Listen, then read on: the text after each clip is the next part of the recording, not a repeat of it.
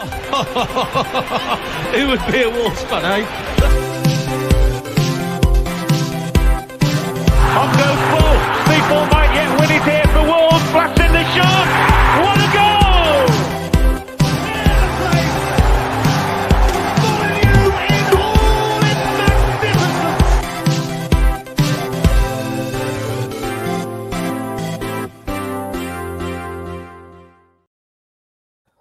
Hello, everyone.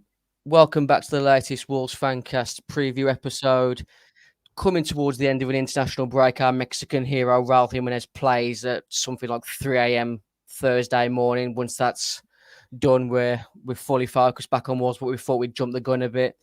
As always, thanks for tuning in, supporting, listening. As always, Pixel Yay Media, Sport Shop Kings Winford, thanks for their support. If you've not seen already, on our Wolves Twitter page at Wolves Fancast, we're doing an old goal giveaway. All you have to do is retweet the post and follow Wolves Fancast, and we'll be giving away one of these lovely retro Wolves shirts, the two Goodyear and one with Store. So yeah, get over to our Twitter page. It's the pinned tweet at the moment. All you have to do is retweet and follow. Gully, how are we? I was just going to say that the wolf head shirt, the Goodyear one, that was my first wolf shirt. Always brings back memories, that shit does. What's your sort of first memory that comes back when you see that shirt? Well, I don't actually remember my first ever game.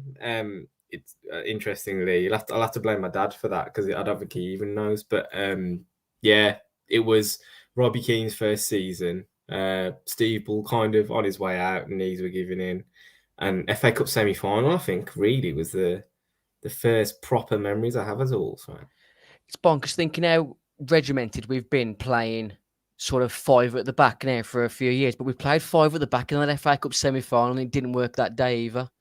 Semi-finals and five at the back just ain't. We beat Leeds with it, though, didn't we? Yeah, but semi-finals and five at the back. Against Arsenal, though. We had our chances that day. It all fell down to the manager, didn't it? With his managerial choices, Steve Claridge and Robbie Slater. We could go back and I think every Wolves fan could have a good grumble over that again. Is a well-worn. So as I mentioned, for sure.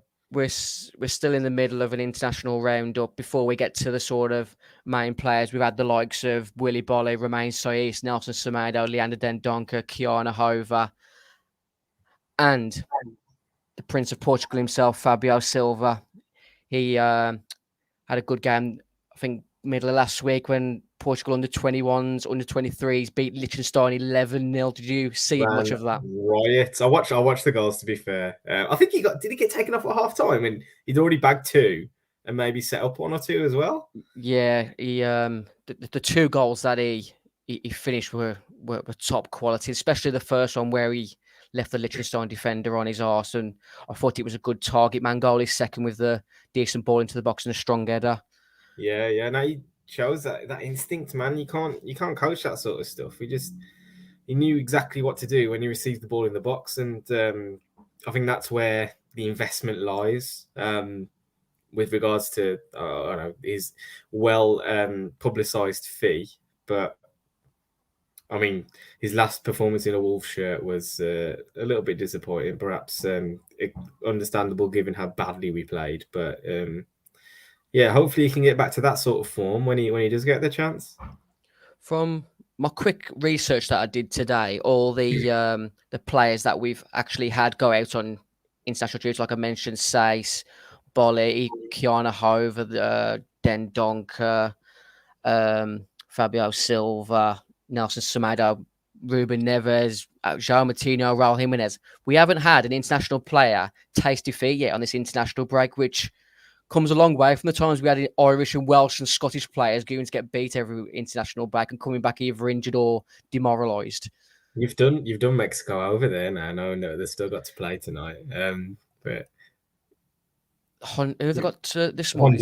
Honduras. They should be dealing with that. I was no, they've already beat Honduras, haven't they? No, I thought they beat Honduras 3-0. They're playing tomorrow. Beat Honduras 3-0. Is it El Salvador then? I'm not sure. Yes, that's right. El Salvador, yeah. So obviously Mexico, they beat Honduras 3-0. They drew 1-1 with Canada, and Jimenez has played 90 minutes and just over an hour in there. So I'm hoping he won't get too much game time tomorrow and comes relatively fresh back. But with that bit of jet lag, he's going to be pretty much getting off the plane and heading straight to Villa Park, isn't he? It's not the right direction to be traveling in, is it? If you want to recover, is it? But hopefully, if he does play, he bags himself a goal, because I still think he could do with rediscovering his goal scoring touch a little bit. But that last game against Newcastle, I think we all saw the best of him with the way that he linked up with Wang, and I think the Mexicans are really pleased to have him back. They've got a decent front three there. They've got Lozano from Napoli and Jesus Corona from Porto as well. So pretty exciting players to be linking up with, and hopefully they can reap the benefits of Jimenez being there as well. Did you see that video of Chucky Lozano hitting Raul in the face? I didn't see that now. What happened? He was remonstrating to the ref and he gave Raul a backhand in the mouth. Oh, serious? You got to keep away from his head, man. Like, I know, as we said, we put the tweet out saying he's not even safe around his own teammates. Bring him home. Saying that, Cody clocked one in the face, didn't he? And went against Andorra. Ridiculous elbow. How it He actually watched him, and he lined it up really like well. Lex Luger did it back in the WWF days. That was pretty poor. That was really poor. Just going back to some of the players, obviously the Moroccan Maldini, Roman Saïs for Morocco, captain his side to 2 wins, 5-0 over Guinea at home, and then 4-1 away to Guinea.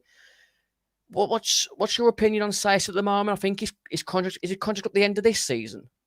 I think it might be up at the end of the season. Yeah, this was the season where they triggered the extension. Yeah.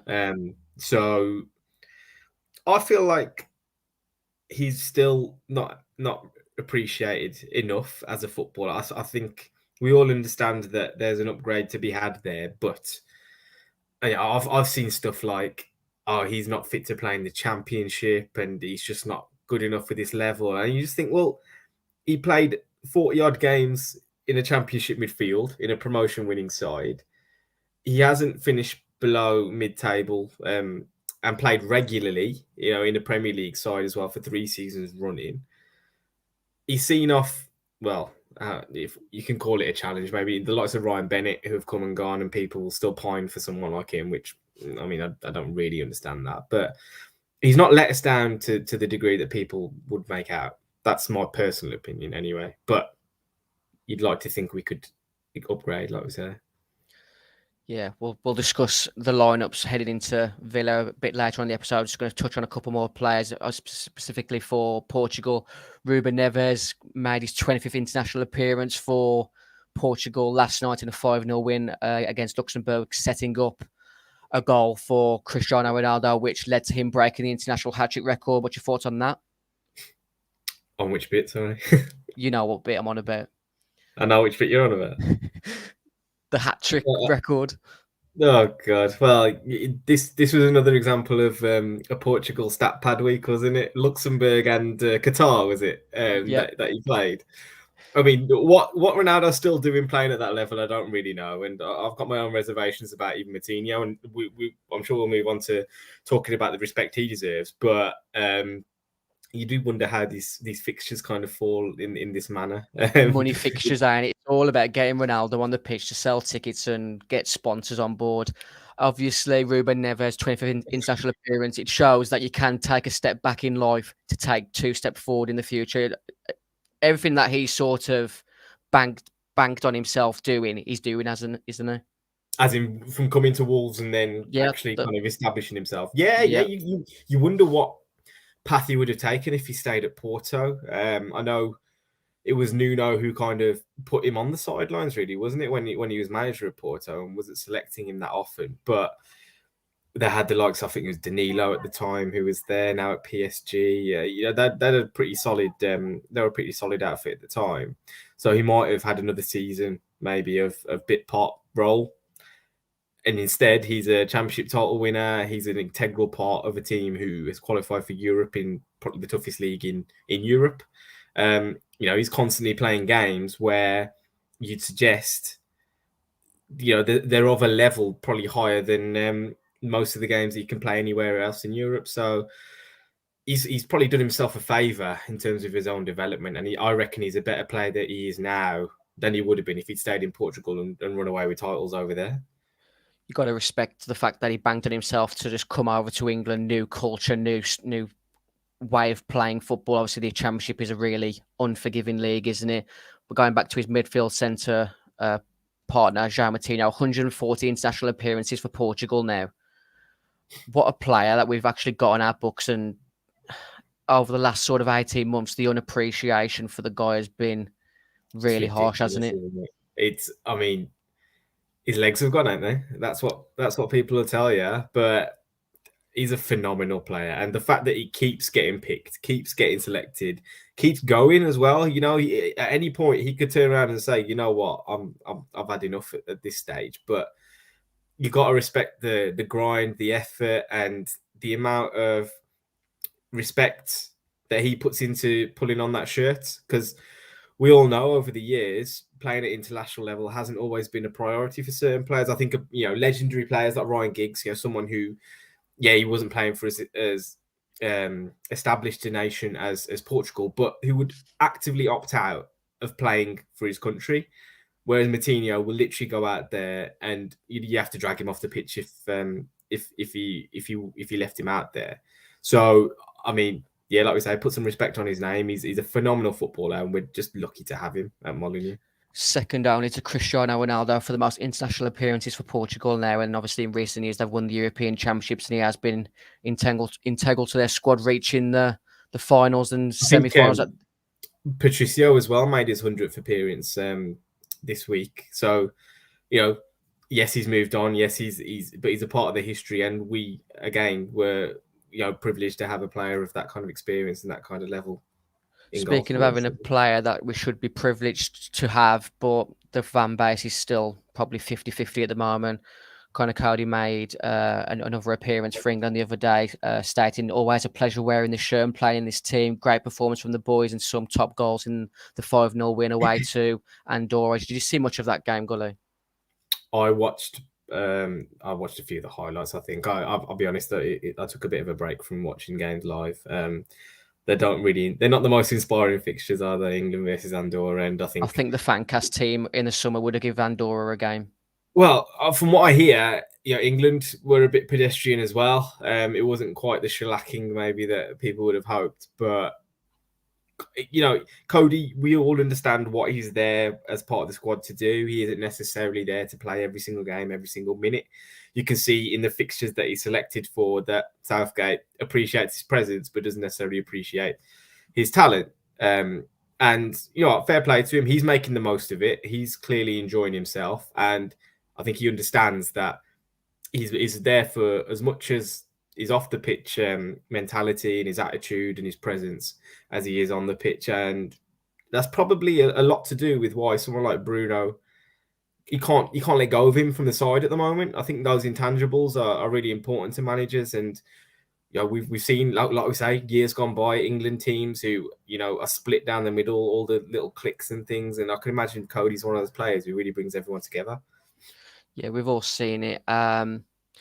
Going towards December, when the African Cup of Nations comes, and obviously we've got a lack of quantity of defenders heading into that sort of window, and with that tournament beckoning, how fearful are you if Bruno decides to go at 4 at the back over at that period? I wouldn't describe myself as fearful. I think if he has to do it, he probably understands that maybe you've got to sacrifice a little bit in other areas of the pitch, but this is the bed we've made. We've kind of got to sleep in it a little bit, and the club have been quite apparent with their stance on signing a centre half. It was never going to be just a numbers game. It had to be a quality signing. So I wouldn't have wanted someone to be brought into the club just to cover the time from December the 20th through to the middle of January. It wouldn't have made any sense to me. What's your opinions on Eloquim Mangala being constantly linked? The problem with that is that he's been out of football for a period of time now, without a club, without the fitness, without playing. to the extent where he probably on a run of games he isn't a bad player, but if he suddenly got thrown into a situation where he had to come perform at the highest level, and that this is the highest level, he will look like a bit of a mug. And I guarantee you that. You saw when he played for Man City, he was in and out of the team all the time. I always think with centre halves, consistency is key. You build up a relationship with your other centre half. You build up a consistency. You can't just drop a centre half and expect him to have an impact off, minute one. That's just not the way it works. So you have to be able to, build up those relationships and parts of your game that, maybe a striker can come on for 5 minutes and score a goal because he's just in the box. He's off the cuff. He can play like that. Defending isn't about instinct. It's about those patterns and your positioning and knowing what off your shoulder, what's happening and things like that. So I really don't see why we would go into the free agent market, to be honest. Do you fear if we were to sign a player like him with the sort of high line that we've been playing to a degree this season, he would get found out quite quickly? Well, I can imagine Mangala's probably a bit more mobile than Kilman and Cody for a start. But at the same time, if that's what we're expecting from our defenders, they have to kind of put up or shut up kind of thing. If they want to play in this team, they can't just hold their hands up and say, you know what, I'm not equipped for this. They have to be able to adapt their games one way or another. We're not in the Nuno mindset mentality anymore. We are a Bruno team.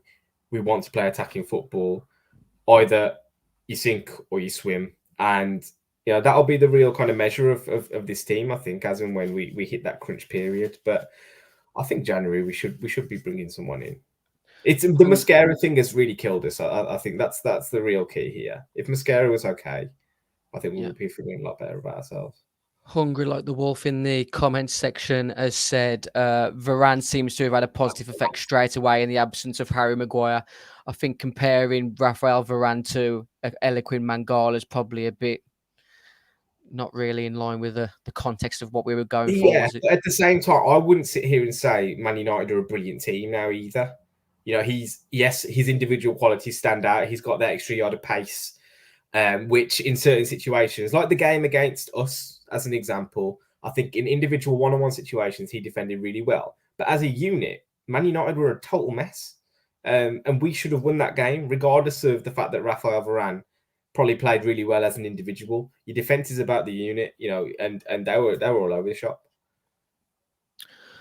Well, Jimenez obviously plays again tomorrow morning. Played in the 90 minutes against Canada in a 1-1. And just over 60 minutes in the 3-0 win against Honduras. You mentioned that all he needs is a bit of a goal for confidence reasons.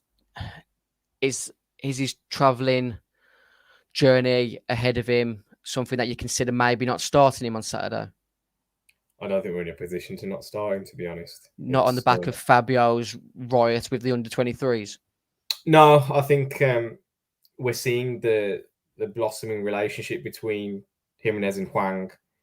That needs to be kept together so they can continue to build up those patterns of play and understand each other's runs and things like that. If you take him away from that and little things go a little bit awry, I don't see how you can not start the two of them. Plus, probably, we're going to talk about lineups in the second half, I'm sure, but he can rest when after the game's finished.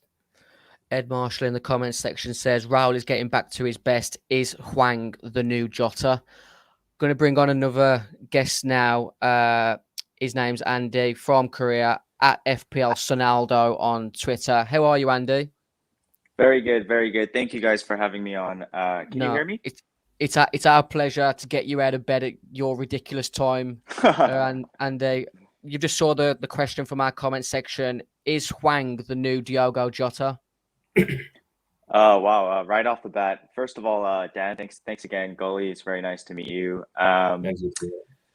Yeah, so I think possibly, right? I think there is potential. I think, Hwang is definitely not at the level of Jota yet. And at 25, he still has time to develop and, blossom, hopefully. But I think that connection with Jimenez, as Gully mentioned, is going to be, a key part of how Hong's career in the Premier League progresses, as well as how Wolves will do this season. So I'm very excited at the prospect of Hong replacing Jota as the new Wolves partnership with Jimenez. And Andy, I read through a thread that you put together on Twitter, actually, which is really interesting. And I think you mentioned the fact that Hwang, he isn't necessarily the best in one-on-one situations and taking people on. I think I've noticed that, actually. You know, when he looks to square up a defender and try and beat them, he's not quite sure what to do. And I think trying to get him into open spaces and counter-attacking is really the key, isn't it? Yeah, that's the main point I want to stress about Hwang. I'm trying to be as subjective, just because, you know, obviously being Korean, you know, there's going to be bias towards Hwang, and you know, I'm going to try to pinpoint his advantages. But as you mentioned, the off-ball movement is what should excite Wolves fans, especially about Hwang. So I'll give you a prime example. So why he struggles in the national team, and same with Heung-min Son, is because Paulo Bento, who's our national team coach, kind of plays Hwang quite deep and plays him on the left and right side a lot. So what happens when you play Hwang on the right side, for example, is naturally he's a right-footed player. So if you look at his heat maps from the left side, he'll make a lot of inside runs from the touchline, right? But from the right side, he'll make a lot of inside runs and then go back to the touchline, because he'll want to like get to that right foot again, if you know what I mean. So a lot of times he's hanging around in the wrong position. So there's a lot of people complaining in Korea about, you know, utilizing Hwang the wrong way, because he's not a great one-on-one ball dribbler. I think his one-on-one dribble percentage this year is around 30%. So that's really not that good, right? Compared to Adama Traore, who's probably one of the best dribblers in the game. So where Hwang can be utilized really, really well is playing that partnership with Jimenez. And I'm sure you guys are aware of how Lage was, you know, super good at Benfica because of that big and small combo that he played around with. So, like, for example, Seferovic would come down deeper. That would allow Joao Felix to kind of make those runs. So I really hope to see that with Jimenez. And as you saw in the Newcastle game, those are prime examples of exactly what I'm describing right now, where Jimenez came a little deeper and Hwang was making those runs. And surprisingly, if you look at both those goals, right, Hwang's like kind of playing very central and not to the touch lines. So I think his positioning for Wolves has to be in that central area where he's most dangerous. I think, like you said, Gully, if he's wasted on the left side, you know, he's going to do that dribble. He's not going to get past anyone, maybe one or two players, and then just make a side-to-side pass. I'm dragging on here a little bit, but yeah. No, it's insightful, Andy. This is why we got you on. Obviously, he's had 2 appearances this week against Syria and Iran. How he's actually fared in those games for the people who haven't seen? So first game, he was great. First game, he was excellent. Again, here's why. First game, we played a much more attacking game against Syria. Syria is obviously a weaker team than Iran. I don't think people are around the globe are aware of how good Iran actually is. Like, Iran is an amazing football team nationally, and they have some physically dominating presence in that team. Against Syria, Bento applied Hwang on the left side. So again, this is why he had a successful game. The reason why Hwang struggles to lock up that left side on the national team is because of Son. Most likely, we're going to have Son play that side. So that naturally shifts him out to the right, where, again, I mentioned that inside to outside run, which really is wasting a lot of his talents, right? So during that first game, he had, I think, 1 big chance in the first half and 3 very quality chances. And he could have easily had 2-3 goals. It's just that his finishing was off. And this is, you know, in general, on the surface level, could be the travel, the distance, distance travel, the jet lag, the time zone difference, this and that. The pitch was really bad as well, but he just didn't have it that day with the finishing.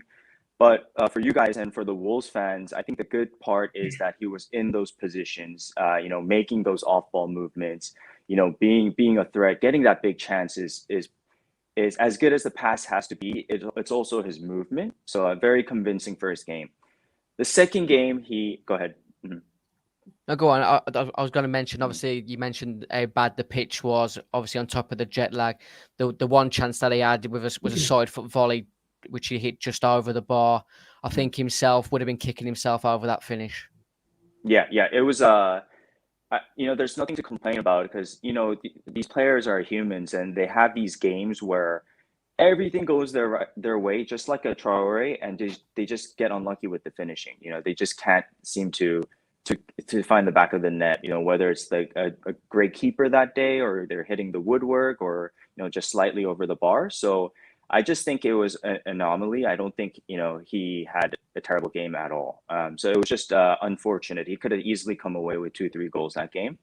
So after watching that, in terms of FPL as well, I was very convinced. Like, okay, he's in form right now. He's going to do really well.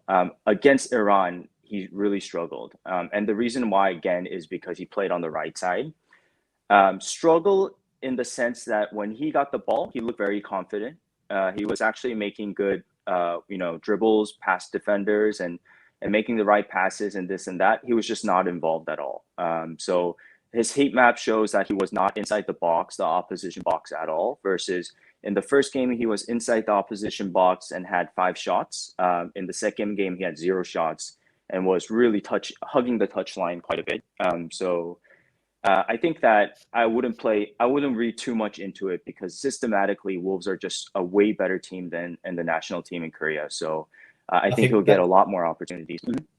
That's probably part of the problem of kind of your 2 best forwards playing in basically the same position, aren't they? And you're always going to take Son over Hwang for now, just because he has that extra bit of pedigree, extra bit of class, until Hwang probably starts to prove himself, and he's doing a good job. I think, going back to Ed's question about Hwang being the new Jota, I don't see Jota taking the 2 chances that Hwang took against Newcastle. They were more difficult than he made them look, I think, for sure. Yeah, absolutely. I think it was annoying because I was sometimes Twitter can get toxic, and I was reading a lot of comments about how the defense was bad, and how, like, obviously Jimenez's passes were great, but people were discrediting those finishes, right? Like, those finishes weren't that easy. They had to be clinical. I'm sure you guys agree in that sense, and I think it was a prime example of what Hwang can be. I do want to proceed with caution, because obviously he has to show this consistency. He has to show this finishing ability like Son has done over the past 2-3 seasons in order to get to that level. And as a Hwang fan, and I think one of the cool things is when a Korean player, because it's so rare, goes to a team like Wolves, where you guys are diehard fans, we as a nation flock to becoming Wolves fans as well. So I think a lot of Koreans are tuning into these Wolves games and really want him to excel and hopefully become a very big, important component of your team.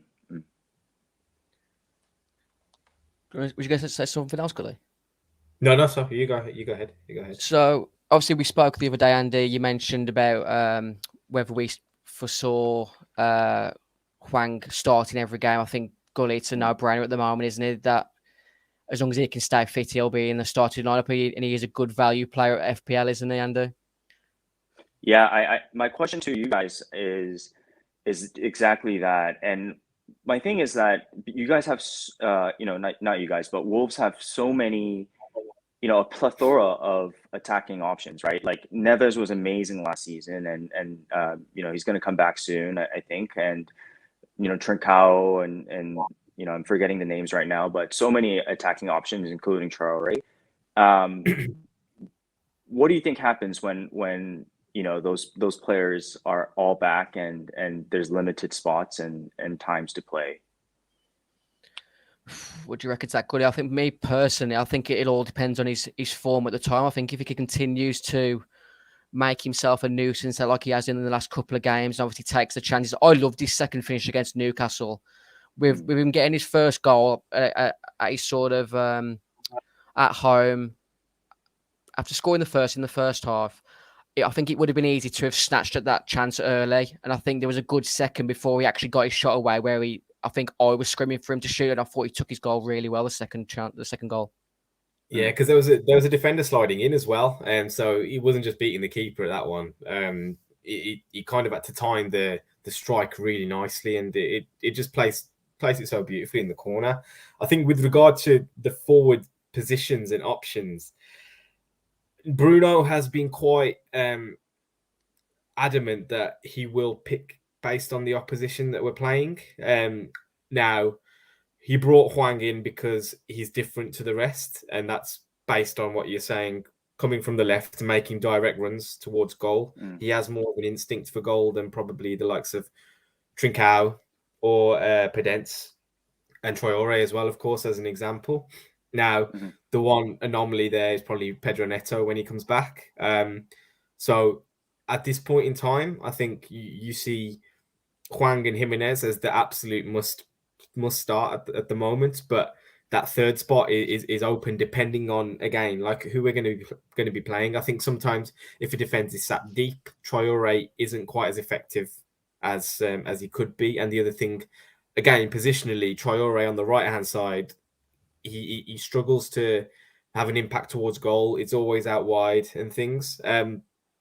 Also, thinking about someone like Trincao, he's a really good player. He's talented, but does he have that instinct to score a goal? So it's going to depend. And like we say, we're playing Aston Villa this weekend. I think we may see a bit more open space in the attacking third or away from home. So someone like Traore should probably be able to take advantage of that. So hopefully, I think we'll see maybe a kind of best available front three in tandem, which is really exciting. I think that you've made the good point. It all depends on how well Pedro Neto comes back from injury, Andy, to be honest, on how regular his game time is. I think out of all of our sort of attacking players, the biggest question mark at the moment is Adama for me. Obviously, he's one hell of a player, and a player that I don't think we can afford to lose. But I think if you're going to see Jimenez dropping more into a number 10 role as we head forward, he's not the sort of player that makes a sort of runs in on goal. Is he, Gully? Am I wrong? No, he's not. He's a ball into feet and he carries it. I think Bruno would like him to be able to do that, but it's not an instinct with him. You saw straight away with the way Hwang made those runs in behind the Newcastle defence. That was instinctive. As much as he probably has been instructed to do it, it's very natural to him to do that. Whereas Traore, throughout his career, has always been a player that receives the ball, turns and runs at people. And it's becoming quite apparent that it's a difficult habit for him to get out of. Now, there will be games where that's a really useful skill to have. When we play some of the bigger teams, the game against Manchester United, I think he was unbelievable that day, and we should have won that game. And there will be times for Adama. I don't think the Newcastle game was necessarily that one. Right. Andy, before we let you get back to bed, because I think you're an absolute hero for joining us at whatever time it is there, do you want to tell, obviously, sorry I didn't get time to do the image change. Do you want to tell people about your Twitter Spaces show, The Enablers? Yeah. I again appreciate you guys calling me on, and I hope I can be your kind of Hwang liaison, or so you call it, whenever you need me to watch his international games and this and that. So please let me know.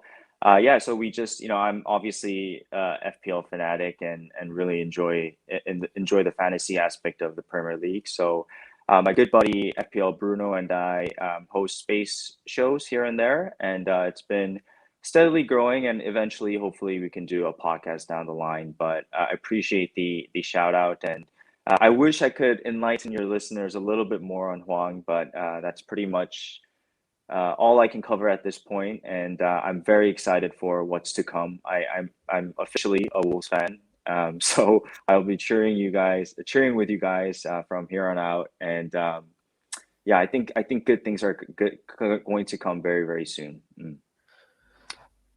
Andy, can I put you on the spot one more time just before you go to bed? If Hwang was to outscore Son this season, will you change your Twitter name to FBL Hwanginho? I will certainly put Huang in my Twitter name for sure. Yeah, maybe like Sunny Huang. I don't know. We'll figure it out. You've got plenty of time. You've But got another mm, 26 game weeks or something. What's the scores at the moment?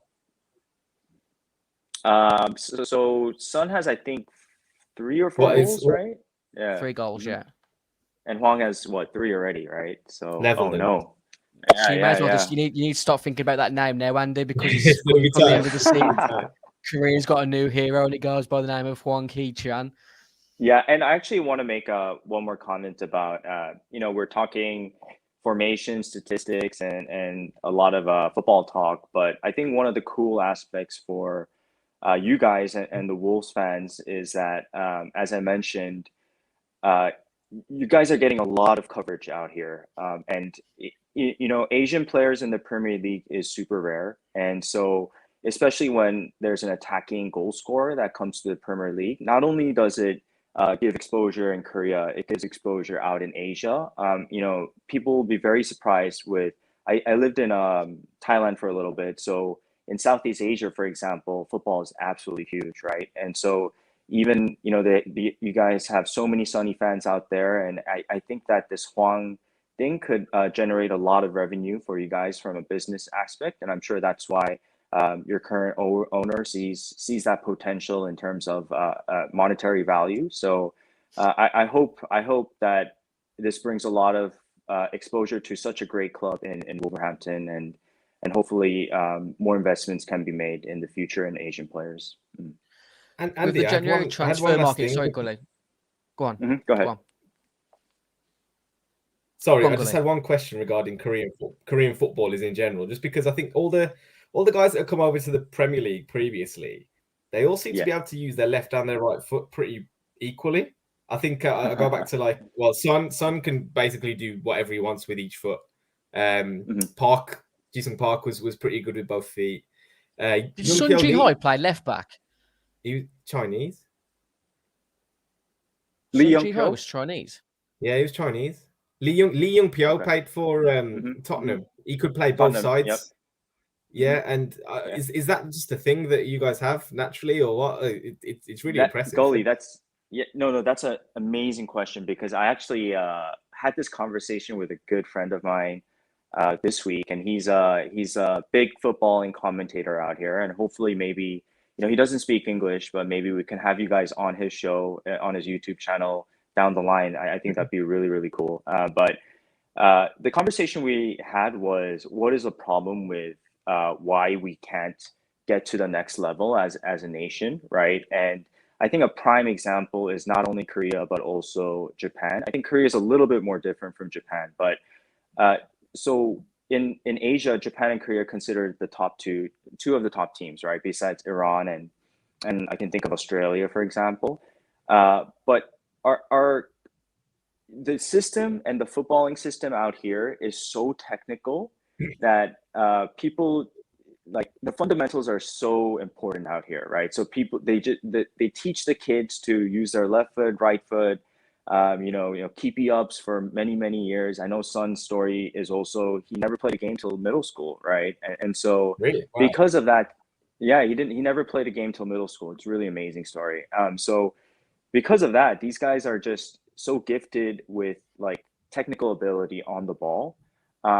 But that also translates into less creativity, less Traore, less, Neymar. Like there's no, kind of flair out here in some ways. But Hwang is kind of the opposite of that, right? Like, he's good with his left, but he's very right dominant, and he's got that like hockey, like mental, kind of strength. So that's what excites me about him. Like, he wants the ball. You can tell, like, he's aggressive. His nickname's the Bull. Like, even I'll notice his gestures in the first few games where he doesn't speak a lick of English, but he's like going like this, asking for the ball. Like, He was shouting at Mama once. Yeah. I remember, and I was like, "Ooh, wow, first game." Yeah. Like, So Just yeah. put you on. Just one more thing, Andy, because I really want to let you go, because it's stupid that you're even talking to us at your time. Come the January transfer window, apart from Heung-min Son, because obviously we've got enough attacking players already. If you could choose one South Korean player to sign for Wolves in January, who would it be? I love that question, and I'm very excited to answer this. All right, so you have Son Heung-min and you have Hwang Hee-chan, two probably the most recognized Korean players at the moment.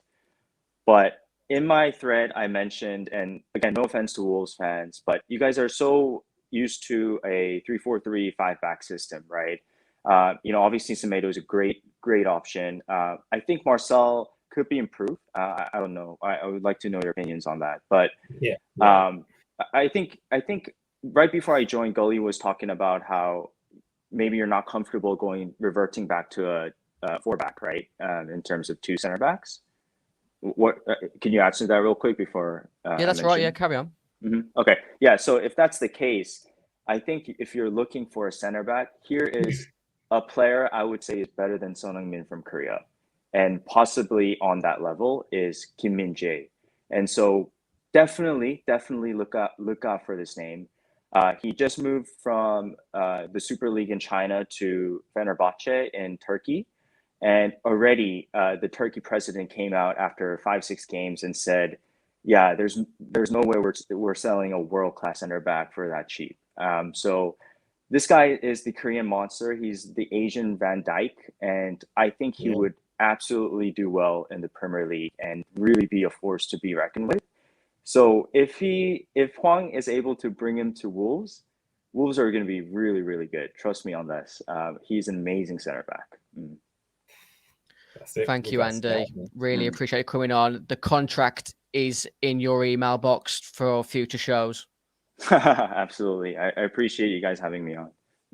Thank you, Andy. Thank you, Andy. Okay, appreciate it. Yeah, enjoy. Right. It's the Mind the Gap derby this weekend, Gully. The social media rivalry that we all have come to be accustomed to over the last 3 or 4 years. You can see some of former players there: Steve Froggatt, Michael Oakes, Robbie Keane, Emi Martinez, Jolien Lescott. The list goes on. Andy Gray, Courtney House. It goes on and on. What's your sort of feelings going into the game on Saturday, 3:00? Are you going, Gully? I'm unfortunately unable to bag a ticket, but if anyone wants to chuck one my way, feel free. I only live down the road from Villa Park, actually. So I'll be rubbing it into my Sunday league lot. I've just signed for a team in Birmingham this season, and they're all diehard Villa. If we get a result, but I'm just glad to be able to get back involved with the Wolves game. To be honest, it's been long enough with the international break and stuff, and it does frustrate me when I can't get my teeth stuck into something football wise over the weekend. But it's going to be an interesting one. I'm not sure where Villa are at as a side. They seem to have spent the Grealish money relatively well. I liked Buendia when he was at Norwich. I'd love to have signed him. And seeing him over there, slightly envious of him. He's had a weird kind of start with the whole Argentina business. But him, Leon Bailey, is again another player that excites me. But I think that can be got at as well. I still see them as needing real reinforcements at the back and probably the central midfield as well. So I think it's going to be a pretty open game, and it could go either way. I think literally the 1 point in the league table shows that there is not a gulf between these two sides at the moment. That they, like us, have had admirable defeat so far this season. I think that their 3-0 away to Chelsea was a flattering scoreline to the home side that day. Obviously, our first 3 games against Leicester, Tottenham and Man United, we could have easily picked up points that day. They demolished Everton at home. We ran out comfortable winners away to Watford, and to a degree was a nice win against Newcastle. At the start of the season, I was ridiculed by Villa fans for saying that their defence wasn't as good as they thought it was, in a more impolite manner that I've just portrayed. But they've conceded less than us. So who has got the stronger defensive unit for you? I think a lot of that has to do with Emi Martinez, let's be honest. I don't want to sit here and say we're out ahead in front of them, just because I think we are lacking a little bit. but we also haven't played Willy Bolly a minute in the season so far. So the sooner he's back in the side, the sooner he's able to go out and dominate centre forwards in this new kind of style. And we need someone who's physically able to just go out and compete and really just bully a striker out of a game. So the sooner that can happen, the better, really. I'd like to see him in the lineup. And with Bolly in the side, I think hands down, I'd take our defence over this. Last time round at Villa Park, it ended Although 0-0. saying that, Esri Konsa is a good player. Yeah. We drew 0-0 last time at Villa Park. We won one of last 10 away games at that time, losing 5, which wasn't a great stat. We've not got the best record against Villa in the Premier League. Villa have won 5 out of 12 Premier League fixtures, drawing 4 and losing 3. What was your memories of Matt Jarvis's winner back in March 2011, the goal that pretty much got him an England call-up? That was a strike, to be fair. It was it was flicked on from a goal kick, wasn't it? Free kick, sorry. And you know what? At that point in time, Jarvis was just everything he did would just seem to come Electric. off. He was unbelievable. Yeah, and there wasn't a fullback in the league that he couldn't beat. And I was really pleased for him when he managed to get that call up. But I mean, yeah, you're right. We haven't necessarily got the best record, but if we think back to the last game, the 0-0, Roman Sace misses an absolute sitter again, a couple of yards out. Yeah, I just think we should have won that game. We kept them at arm's length as we've tended to do. I think since we got promoted, I don't see them as a. They've never sat. I've never watched Villa and thought, you know what, they've probably been the better team against us in recent years. That's right. We've won 2 out of our last 3 games at Villa Park. Leander Dendoncker scoring the goal that took us 3 points away back in lockdown in June last year. Shall we look at what the predicted lineups will be for this weekend? Dan Wiseman from the Heart to the Whole sent me his predicted lineup of what he wanted Villa to play. He wanted them set up in a 4-3-3. But last game they actually played 5-3-2 away to Tottenham. What's your opinions on those lineups? That's my lineup on the right. So I've got Dendoncker in for Neves, which I think Bruno may go back to how we set up away to Southampton. Yeah. I mean, I just look at that Villa midfield and I'm like, there's not a lot there, is there? I had a bit of a brain fart where I saw John McGinn and thought they had John McCamber as well.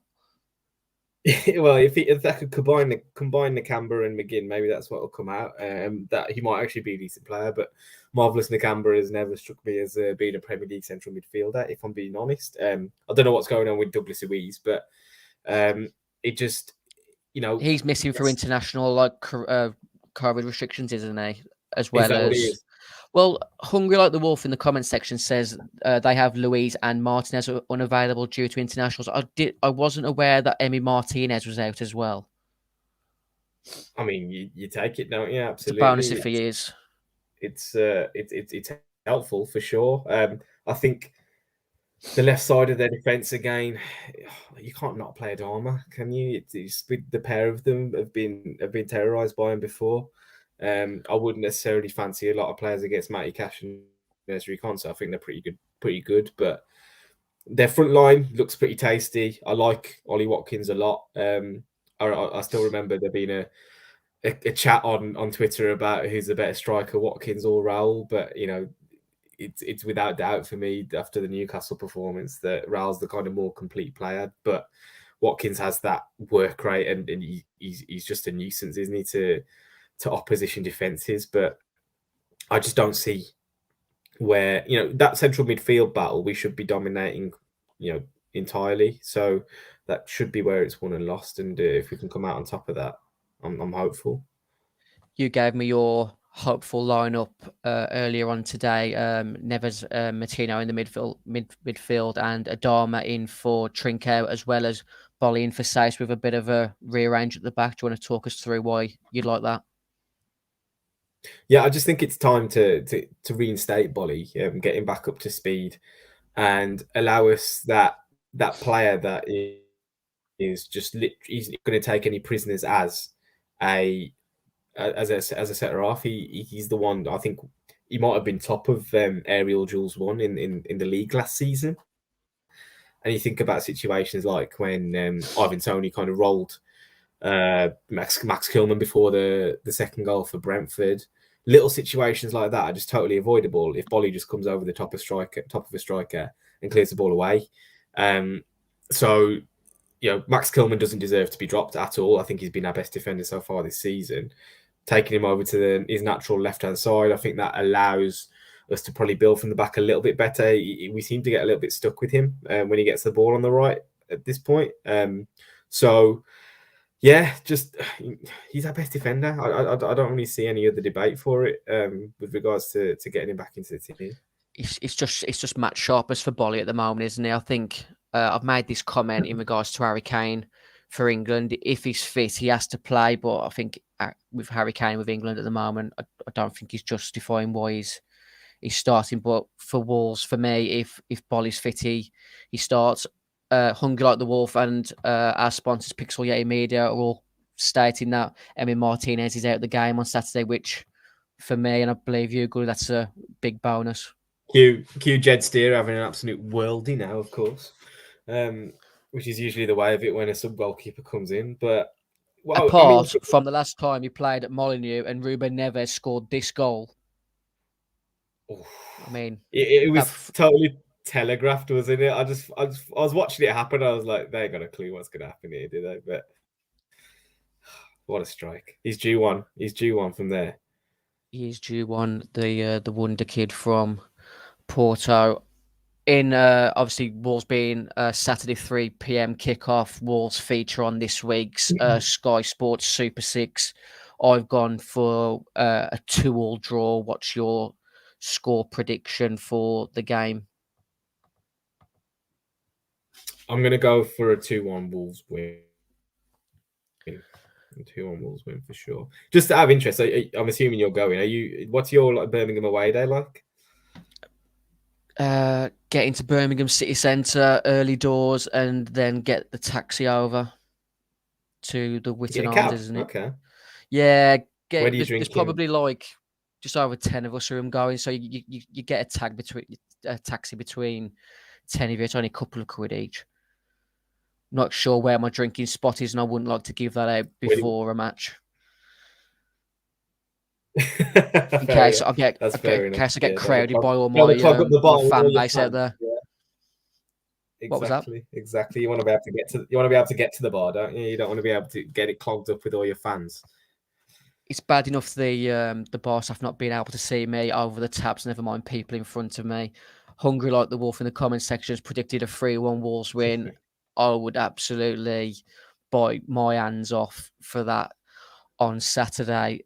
As always, once again, thanks for everyone who's tuned in tonight and supporting. Going back to what I mentioned earlier on in the episode, if you head over to our Wolves Twitter page, we're doing a old gold giveaway. All you have to do is retweet our pinned tweet, follow Wolves Fancast, and we'll pick a winner out in the next few days to win a Wolves retro shirt of your choice. Thanks to the Sport Up Kings Winford, 90minute.com, which we're part of the Fancast network, and our sponsors, Pixel Yeti Media. We'll be back after the Villa game, I think, with an episode on Sunday night, which will be out first thing Monday morning. Any further comments before we leave, Gully? No, I think we're just happy to be back playing Premier League football again. Thank fuck for the international break being over. We've had this conversation before. If there was anyone you didn't want during the international break, it's myself and Gully. So thanks for tuning in. And as always, thanks for supporting.